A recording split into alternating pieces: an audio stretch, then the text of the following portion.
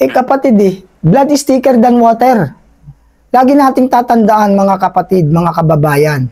Blood is thicker than water. Kasi kung hindi niya pinairal ang blood is thicker than water, eh di sana pinigilan niya na makidnap si Pangulong Duterte para dalhin sa dahig. Dahil ang nag-utos diyan kapatid niya. Kung hindi na-apply doon yung blood is thicker than water, maaaring binasag niya yung kasabihan ng blood is thicker than water. Maaaring nandun siya ngayon sa airport o ano ba yun, sa base, Villamor Air Base, sa base. At pinuntahan niya at inawat niya si General Torre, pigilan niya na wag dalhin sa dahig. Kasi nga, wala namang kasalanan kung tutuusin. Illegal naman talaga yung pagdala sa kanya. Ngayon, kung talaga siya ay nagmamalasakit sa ikabubuti ng ating bansa, kaya naganap tong lahat ng ito dahil nga magulo na eh.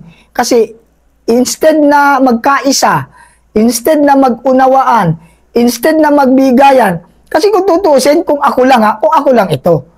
Kung ako ang presidente at ayaw na sa akin ng tao, at hindi ko na kayang pamahalaan, meron akong vice president eh. Sa akin for my own opinion, I'm not against to Senator Amy Marcos. But, please, pakiusap, panawagan ko, Senator Amy Marcos. Malaki ang magagawa mo na sabihan ng iyong kapatid na Pangulong BBM na mag-step down na. Bumaba na para maiwasan ang isang malaking kaguluhan. Pangalawa, alam na alam nyo, Senator Amy Marcos, na incompetent management ang kapatid nyo. Dati po ako Marcos loyalist. Mahal ko po si BBM noon. Pero ngayon po, sorry to say, nawala na po yung aking pagmamahal dahil hindi niya rin po minamahal ang ating bansa at mamamayan. Dahil ang loyalty ko po, wala naman po sa tao, nasa bayan at mamamayan. At hindi ko po nakita ang pagmamalasakit ng kapatid nyo ni Pangulong BBM sa ating bayan at mamamayan. Biruin nyo, papainumin kami ng tubig baha. Saan naman ang puso mo?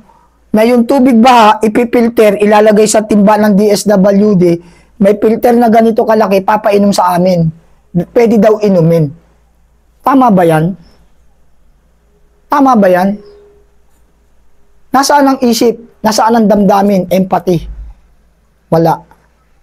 Tapos sasabihin, ang bagyo o ang kalamidad na bagyo ay hindi special season.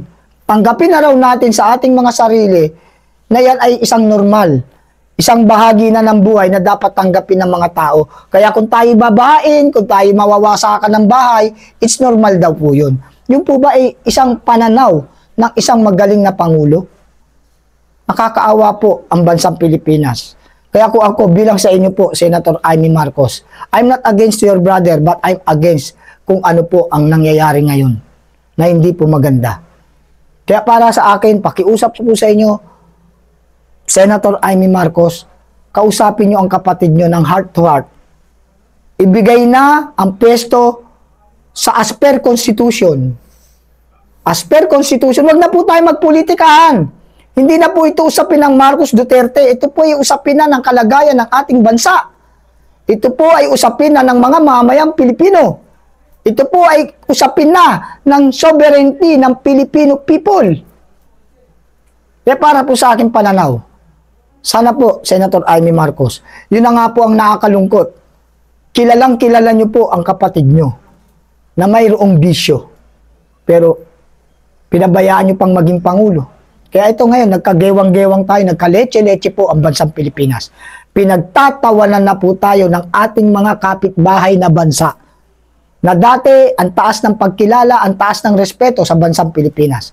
Pero dahil sa nangyayari ngayon, na sobra-sobrang pangungurakot na sana kung napunta sa proyekto, ay mayaman po sana ang ating bansa. At ito pa po ang napansin ko sa loob ng 3 taon na pamamahala ng kapatid niyo po. Wala po akong nakikitang development o pagbabago sa antas ng pamumuhay ng mga mamayang Pilipino. Bagkos pahirap at ng pahirap ang mga mamayang Pilipino. But, payaman payaman ng payaman ang mga kurakot na politiko. Kawawa ang bansang Pilipinas. Kaya sana po, Ma'am Senator Amy Marcos, pakiusapan nyo na po ang kapatid nyo para maiwasan na po natin na isang malagim na pag-aalsa ng mga mamayan. Ito po'y pakiusap. Hindi po ako tumutuligsa, hindi po namin kinakalaban ng gobyerno. Kami po'y gumagawa ng isang dokumentary na magpapahayag ng sentimento ng mga mamayang Pilipino. Iligtas po natin ang Pilipinas. Iligtas po natin ang mga mamayang Pilipino. At mangyayari lamang po ito kung bababa po sa pwesto ang inyong kapatid.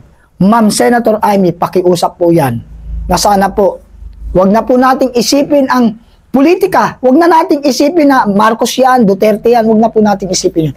Ang isipin po natin ngayon ay ang kalagayan ng ating bansa at mamayan. Yung ikauunlad ng ating bansa, yung hindi ikababagsak ng ating bansa. Yan po ay isang panawagan.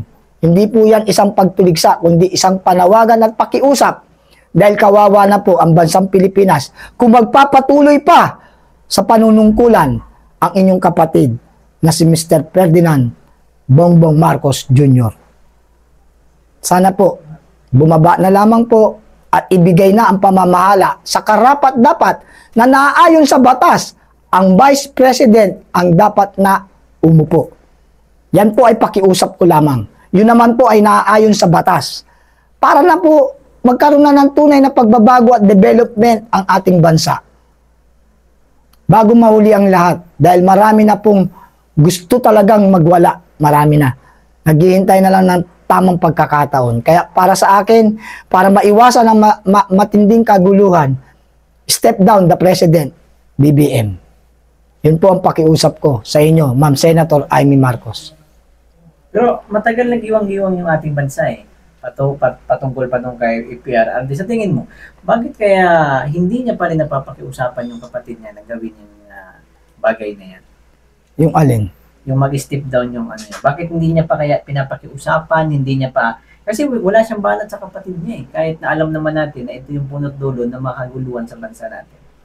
Eh kapatid blood is thicker than water. Lagi nating tatandaan mga kapatid, mga kababayan. Blood is thicker than water.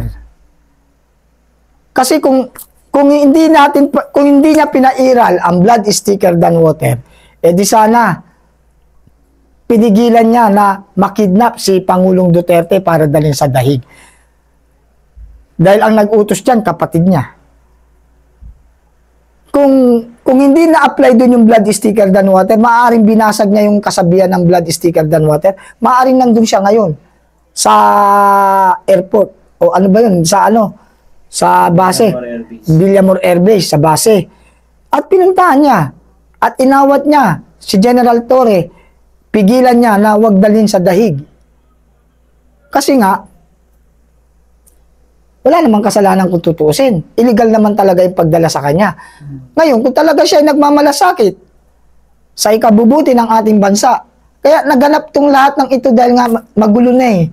Kasi instead na magkaisa, instead na magunawaan, instead na magbigayan, kasi kung tutuusin, kung ako lang ito. Kung ako ang presidente at ayaw na sa akin ng tao, at hindi ko na kayang pamahalaan, meron akong vice president eh. Sport lang, walang politika. Vice, hindi ko na kaya. Take my position. Sit there. I step down. Hero pa ako.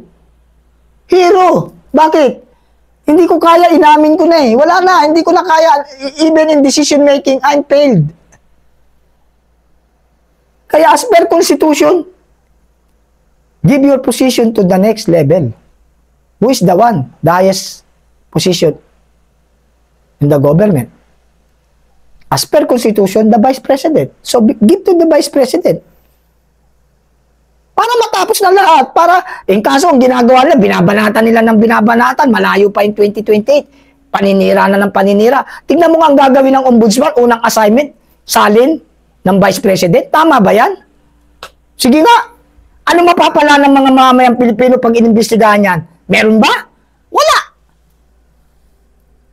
Puro sila politika, politika. Hindi na nila iniisip yung kapakanan ng bansa natin, ng mamamayan natin. Tignan mo yung ibang bansa. Yung mga kapitbahay nating bansa, ang Japan, ang Indonesia, Malaysia, Hong Kong, Taiwan, Korea. Oh, tignan mo. Umaangat na sila. Bakit? Nakapokus sila sa ekonomiya, sa development, sa infrastructure project.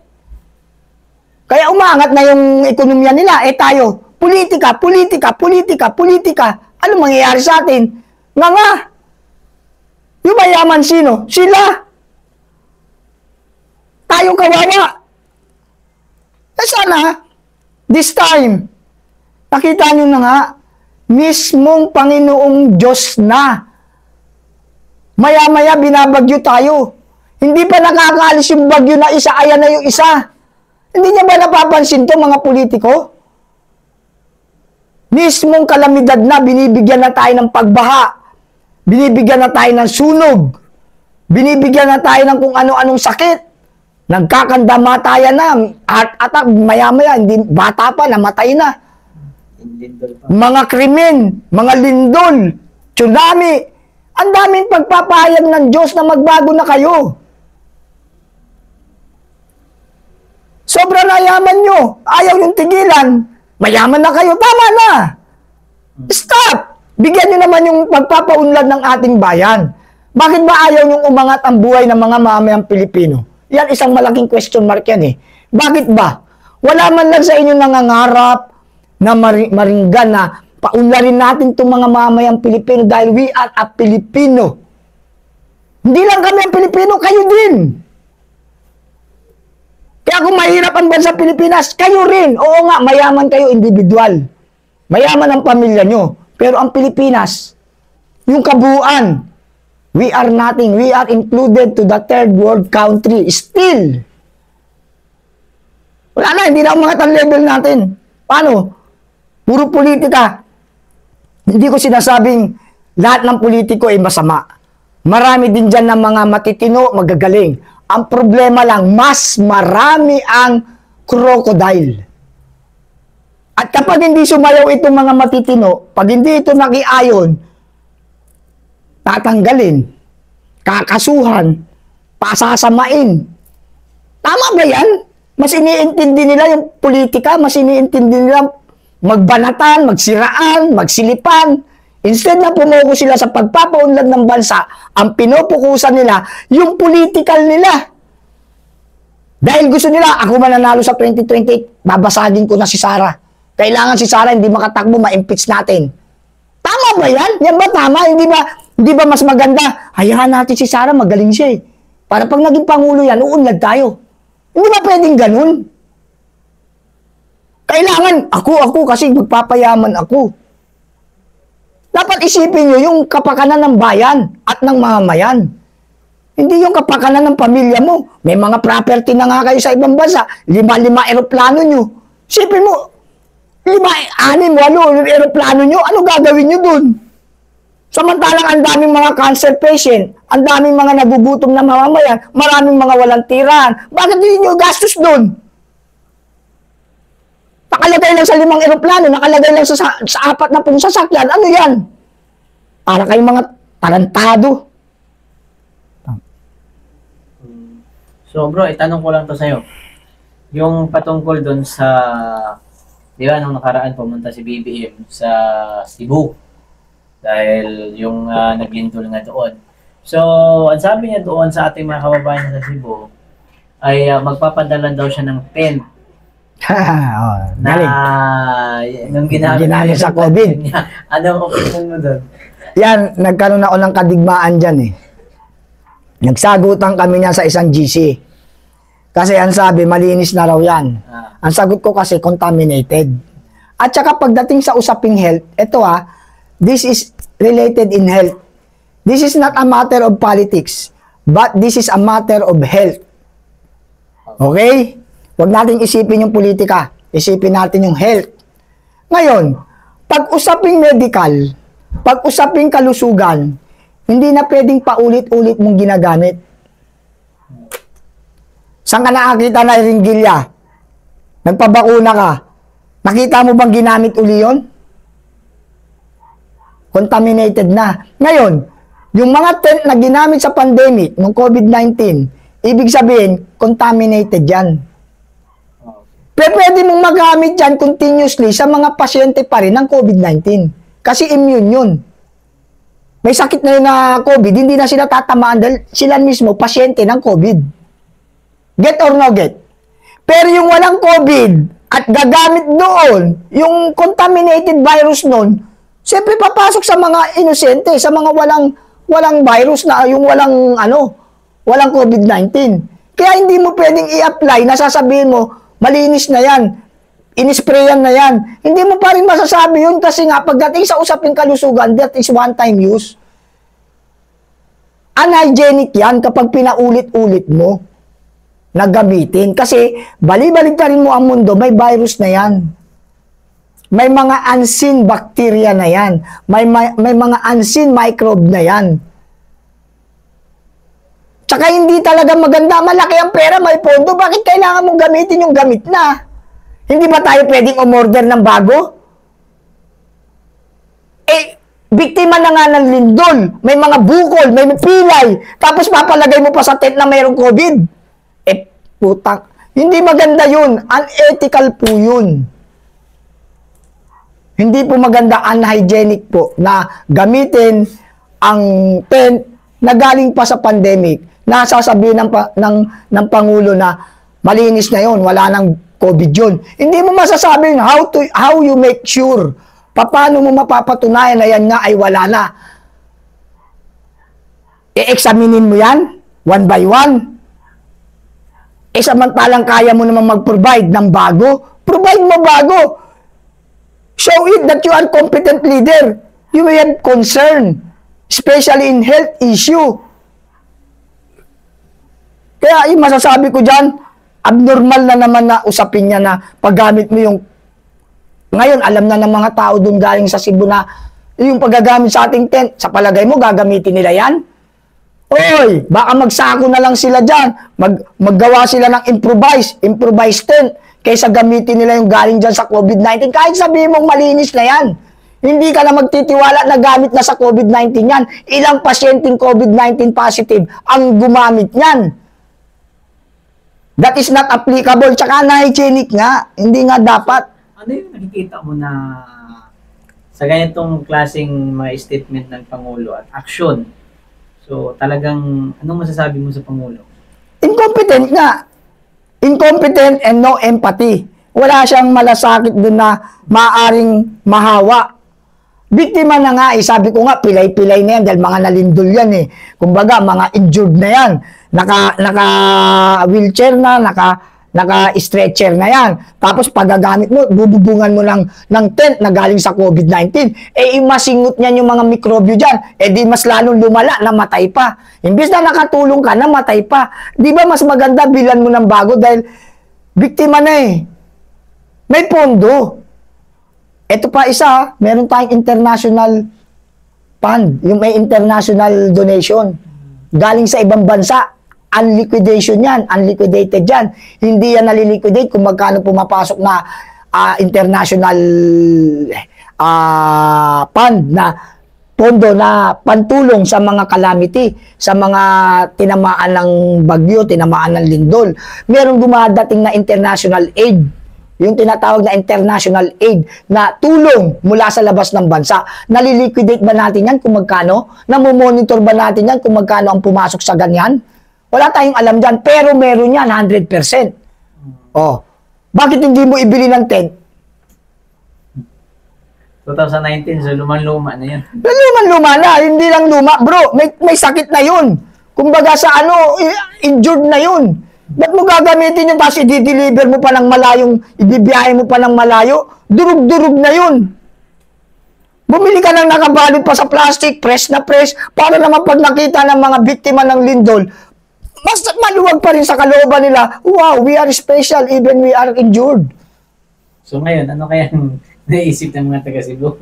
Natural, matatakot ako nga, hindi nga ako taga Cebu, hindi nga ako, nung marinig ko yung sinabing galing sa pandemic na COVID-19, napuna ko kagad, mali yata yun, ba't pa gagamit yung gamit na sa COVID pa? Eh, alam naman natin, ang dami nang namatay sa COVID. Eh, yun, malamang kinamatayan pa ng iba yun. Oh, you can imagine, nakahigaan ganun, eh, isipin mo, ito yung ginamit sa COVID-19. Eh, sa emotional pa lang, dun pa lang sa isip mo, maaapektuhan ka na eh, ma-stress ka na eh. Ito yung binigay ng Pangulo, gamit na galing ng COVID. Tapos makikita mo, may kalakalawang pa yung bakal. Tapos butas-butas pa yung gilid. Eh, ikaw mismo, baka magkasakit ka na nga nun. Hindi normal na pag-iisip yung i-offer mo in public pa yun, ha? In-announce mo, pronouncement mo yun. Pangulo ka, ganun ang pronouncement mo. Eh, dun palang makikitaan mo na nga na it's better to step down. Hindi natin kinakalaban ng Pangulo dito. We are just suggesting na kung pwede, step down na para mapaganda na yung bansa. Mapaunlad natin ang bansa. Tigilan na ang pamumulitika. Tigilan na. Talking about naman nun bro, kasi sa amin kasi, sa lugar namin, yun nga eh, binagyo na, binintahan pa ng 20 pesos na bigas. Yan pa isa. Yan pa isa. Yan pa isa. Isipin mo na lang. Kahit sabihin natin mura nga yan. Oo naman, honestly speaking, mura yan. Isipin mo, biktima na nga ng kalamidad. Binentahan mo pa. Nininegosyo mo pa. Samantalang pwede naman palang magbenta ng 20 pesos na bigas, bakit hindi pa dito ibinenta sa atin? Bakit hindi pa dito sa Metro Manila, sa NCR, sa Luzon? Bakit hindi binenta dito? Eh meron pala tayong stock na 20 pesos, pero inintay pa nila magkaroon ng lindol, tsaka nila inilabas at binenta pa. Na instead na ibigay na lang, dahil mura naman nilang nakukuha, dahil 20 pesos nga lang eh. Bakit kailangang ibenta mo pa, ibiktima na nga? Wala na nga pera yan, dahil nasunog na yung, naano na yung bahay, nadurog na, nawala na yung pera nila, na-misplaced na. Hindi na dapat ininegosyo pa, ba't kailangan mong bentahan? Asan ang logic? Biktima na, tulungan mo, huwag mo lang negosyohin. Kahit sabihin natin, mura naman eh. Oo nga, mura naman. Bakit hindi mo binenta dito? Biktima, dinala mo doon, binentahan mo. Bakit kami?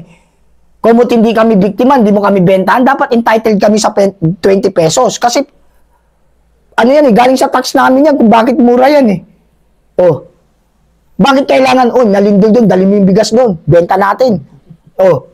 Eh samantalang yung mga hindi nga ito nalindol, pero karapatan din nila makabili o makaabil, o karapatan din natin makaabil ng 20 pesos na 1 kilo ng bigas. O, ba't kailangan dalhin mo ron, tapos ibebenta mo dun, mga biktima yun. Ibigay mo na lang. Sabi nga doon sa amin, kung hindi pa doon nagkaroon ng bagyo, hindi pa magkakaroon ng 20 pesos na bigas. Di ba?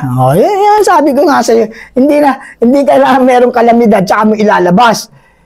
Dapat, with or without calamity, ibenta mo na yan. Para maubos at maka-reproduction ka uli.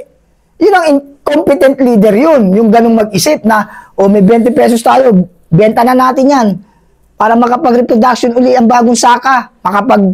Makatulong na naman tayo sa mga mahirap na mamamayang Pilipino. Sobrang taas ng bilihin. Kailangan pala, lindulil muna ang Metro Manila. Pag nilindol tayo, tsaka ilalabas yung 20 pesos, ibebenta nila. Okay. Wala lang humanitarian dun. Okay. Bro, konti na lang, no? Ilang oras na lang. O ilang minuto na lang. Panawagan mo na lang sa ating mga kasama, sa mga DDS, sa mga nais pumunta sa mga pagtitipon. Sa Yan. bawat grupo, kasi nakita kasi natin, eto bro, sapatin na natin ng isa't isa. Sa bawat kasi nagkakaroon ng pagtitipon, kaya hindi tayo naging sulit sapagkat mayroon kasing hati-hati. So, panawagan mo dyan sa ating mga kagrupo. Yan, maganda yan, Brad. Inopen mo yan kasi actually hindi naman tayo against sa bawat grupo, Yes, no? opo. Yan, for clarification and explanation. Hindi po kami against dun sa pag-iwalay. Kasi karapatan ng bawat grupo po yan. Pero para po sa aking opinion at sa aking pananaw, meron naman po tayong iisang objectives, iisang layunin, na bakit hindi na lang natin pagkaisahin.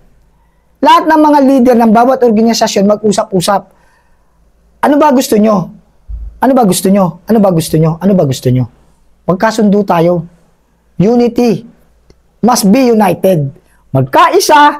Kung merong panawagan, halimbawa may panawagan dyan, si Congressman Kiko, bakit hindi tayo mag-join? Oh, grupo mo, Ferdinand, grupo mo, Metran, grupo mo, okay, grupo natin. Maisog, grupo natin. Punta tayo doon.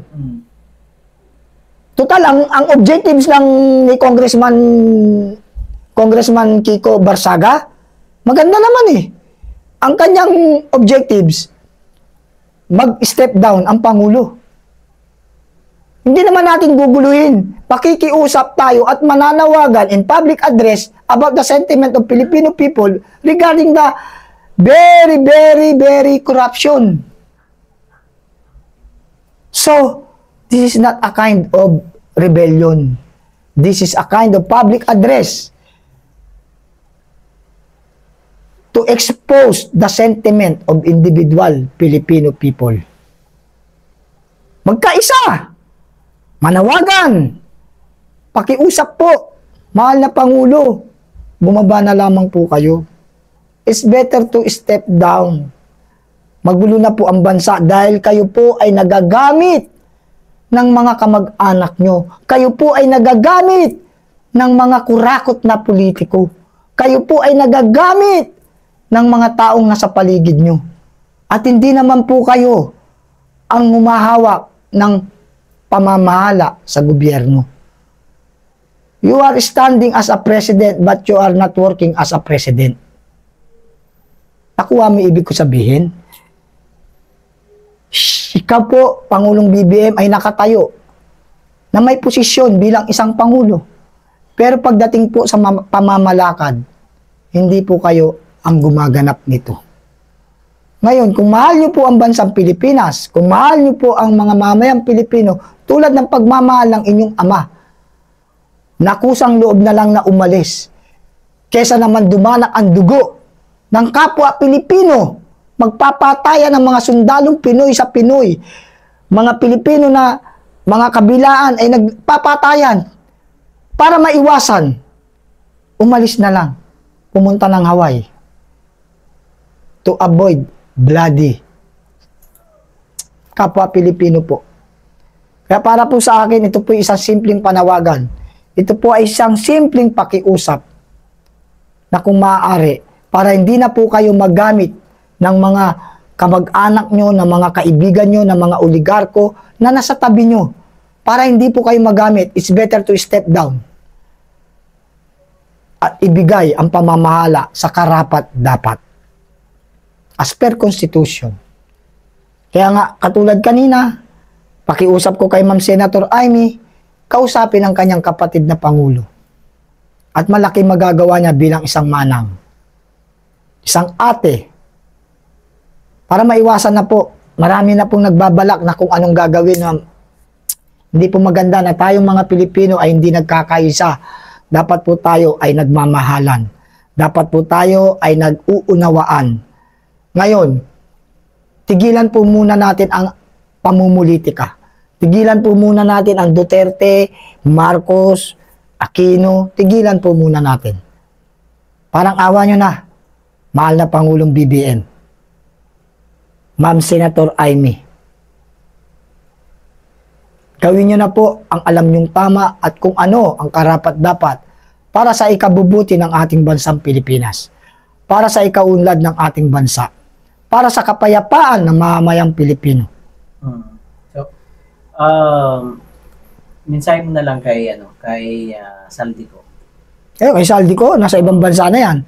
Ako, pakiusap ko kay Saldico tulad din ng pakiusap ng nakararami. Umuwi siya, harapin niya yung kaso. Para sa akin kasi, kung wala ka namang kinalaman, inosente ka, dapat nandito ka, magpaliwanag ka. Hindi pwedeng nandun ka sa ibang bansa, sasabihin mo, inosente ka, pero nakatago ka dun. Kung talaga gawa inosente at walang kinalaman, umuwi ka, harapin mo yung kaso. Harapin mo. Ngayon, kung ikaw may patunayang magkasala, that is consequences ng iyong krimen na ginawa. Kaya face the consequence. At least naging mayaman ka, naging milyonaryo ka, naging masarap ang buhay mo. Tanggapin mo makulong ka. Eh yung iba nga, nagnakaw lang ng corned beef, nagnakaw lang ng 1 kilong bigas, nakulong eh. Hindi tumakas sa responsibilidad dahil ang katwiran nga nila, ang importante, napakain ko yung pamilya ko at ako'y makulong. Walang problema yun. Muli na lang. Kay Martin Romualdez. Kay Martin Romualdez naman, sana naman, Congressman Martin Romualdez, tigilan nyo na rin po ang pamumulitika. Tama na po yan. Kung kayo po'y nangangarap na maging Pangulo sa 2028, labanan nyo po sa parehas na labanan si Ma'am BP Sara Duterte. Wala na pong impeachment, wala na pong personalan, walang politikahan. Harapin nyo po, one-on-one kayo. Kung gusto nyo talagang lumaban ng parehas at gusto nyo manalo, maginoo kayo. Yun lamang po. Tigilan nyo na po ang pamumulitika at kung kayo po ay nai-involve sa isang malawak na kurakutan dyan sa Ghost Project, dyan sa DPWH Project, Ghost Project, Flood Control Project, harapin nyo rin po yan at patunayan nyo po na kayo inosente. Actually, wala pa naman po napapatunayan dahil hindi naman pa kayo naiimbestigahan. Ngayon, kung talagang magpa-imbestiga kayo, labas ang ebidensya, evidence to evidence, at kung ano ang katotohanan, the truth shall set us free. Thank you. Yun po.